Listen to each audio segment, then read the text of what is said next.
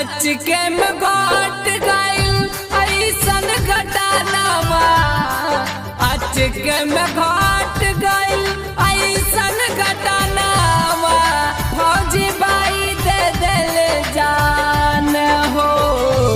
जाइए चाइना नेपाल के संभाली, हाँ भारत का दी बुरा हाल हो। ये चाइना भारत का दी बुरा हाल हो। ये चाइना भारत का दी बुरा हाल हो।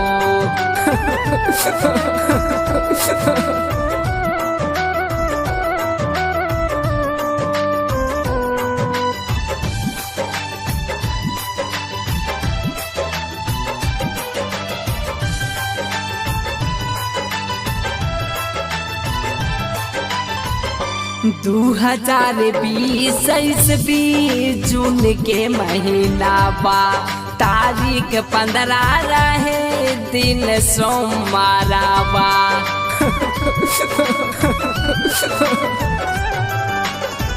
2020 ईस्वी जून के महीना बा, तारीख 15 रहे सोमवार दिनावा।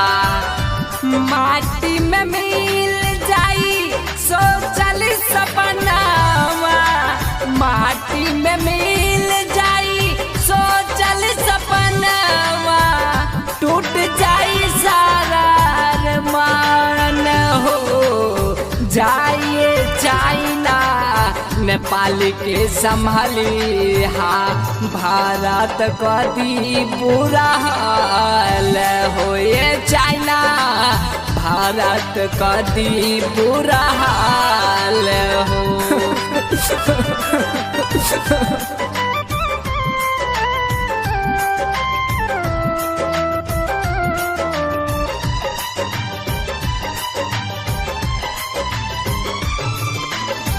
सुनसान लागे उनकर घरवा दुआरवा, सुनसान लागे उनकर घरवा दुआरवा।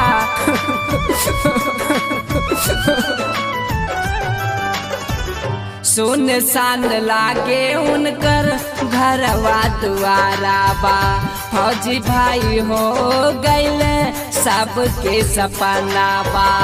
गुड्डू पांडे संगे रोवे सारी ये दुनिया, गुड्डू पांडे संगे रोवे सारी दुनिया। कौन गलती भइल भगवान हो। जाइए चाइना नेपाल के संभाली, हाँ जाइए चाइना नेपाल के संभाली, हाँ भारत का दी बुरा हाल हो। ये चाइना अचके में घट गइल ऐसन घटनावा, फौजी भाई दे दिल जान हो।